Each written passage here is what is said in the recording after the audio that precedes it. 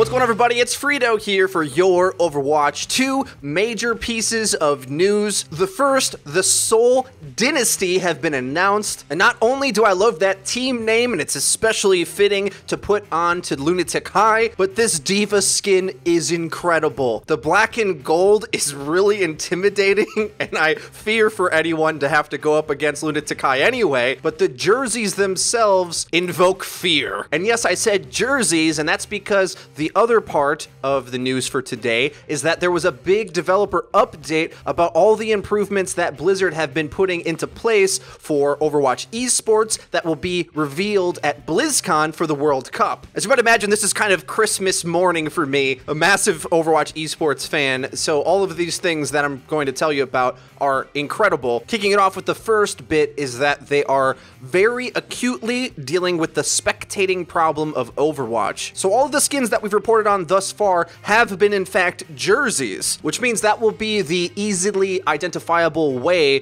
for one team to differentiate themselves from the other one, so you can very clearly see what's going on. So when Lunatic High are smashing people, you could see that the team in the black and gold are Lunatic High very clearly, or just guessed by the one who's winning. I kid.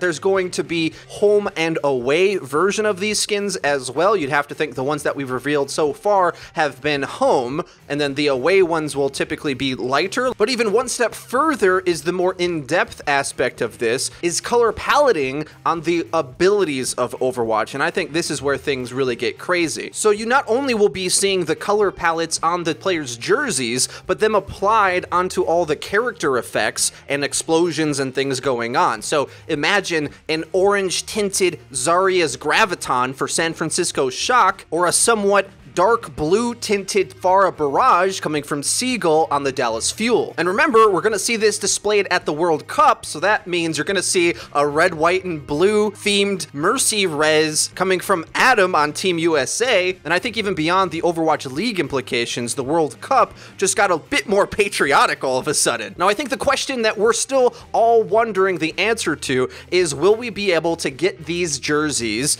for in-game skins? Obviously, I don't think that any of these palettes or team identifying skins and abilities are going to affect our game, because that really wasn't where the complaint for these things were. Everyone could understand what was going on from their own first-person point of view. It was when you try to spectate the chaos that it kind of got messy, especially when there's mirror matches and things like that. But the skins themselves wouldn't seem to be out of place in Overwatch, so I don't see why they wouldn't allow for all the characters, since there's going to be these color palettes for all characters, obviously, be available at some point or another. Perhaps at the launch of the Overwatch League, there might be an Overwatch League themed loot box with all of these different colors in them, so that you could try to collect your favorite team and hero, effectively adding 12 new skins, probably even 24 if you really count the away skins too, if those are separate, to every hero. Might be kind of hard to collect all of those skins though, so I almost wonder if there would be a direct way to either buy the skins, or maybe they do something similar to like the Dota Compendium, where you buy like a supporter package that gives you somewhat of a goodie bag of cosmetic items. So perhaps you would want to buy your favorite team and support them directly.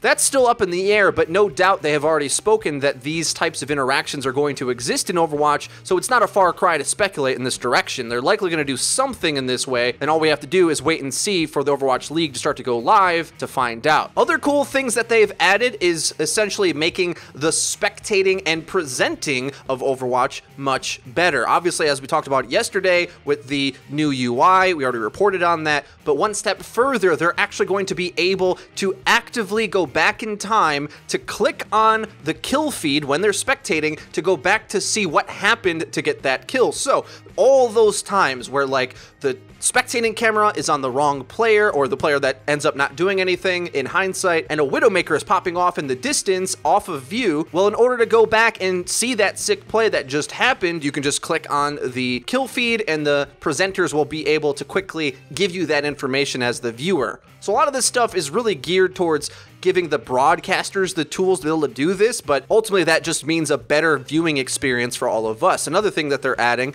is a spectator map and I'm going to call it a macro map, because normally this type of thing is a mini map, right? It's like in the corner of your screen, it shows you where all your teammates are, where certain enemies pop up. Overwatch doesn't have this, but for the spectator client, it's going to have this information dense over map that the spectators can either pull up and or show on screen to kind of point out positioning and plays that players are going for and how teams are setting up. And on this map, it can tell you the ultimate status and the effects of that player that they're under. Are they getting stunned? Are they stuck in a grab? Things like that. And this is immensely important so that spectating is as fluid and clean as possible, because I really feel for whoever is doing the observing at these pro events, because honestly, to follow the pace and cadence of what's happening in Overwatch, to find like where the ball is, so to speak, is so difficult. When you're watching a normal sports game, there's a ball that centers your attention, a ball, a puck, or whatever, and you can focus on following that because that's where the play is.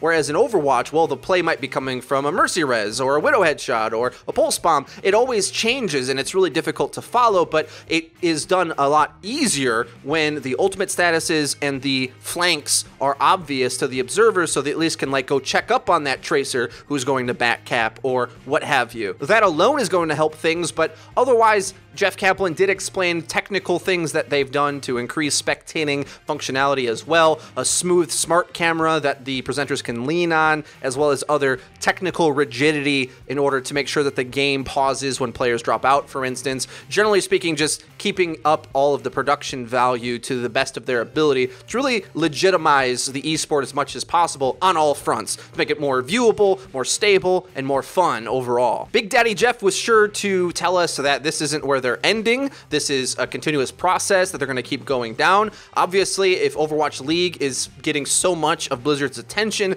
you know that they're going to dedicate to this and make it the best thing that it's going to be. And this new spectator, as well as the other tools surrounding it, are a big step in the right direction. Not only do we have the best players in the world battling it out in one tournament-style organization with the Overwatch League, we now have top-tier spectating and broadcast tools as well. By the way, I didn't go on my typical Frito-esque why don't we have a replay system rant yet, but if they're able to go back in time to highlight something that happened in the kill feed, you'd have to imagine that we're one step away from being able to have a full-fledged replay system, and I can't wait. Luckily though, the camera angles should be a step above what we're used to in Overwatch, that the camera will be more likely on the play, and at least we'll be able to see plays when they get made, so it'll make my job a bit easier when I'm trying to scrub through to find good angles of good plays to break down. We're likely going to see those more often, but I really won't rest until we get a replay system because I want it so darn bad. So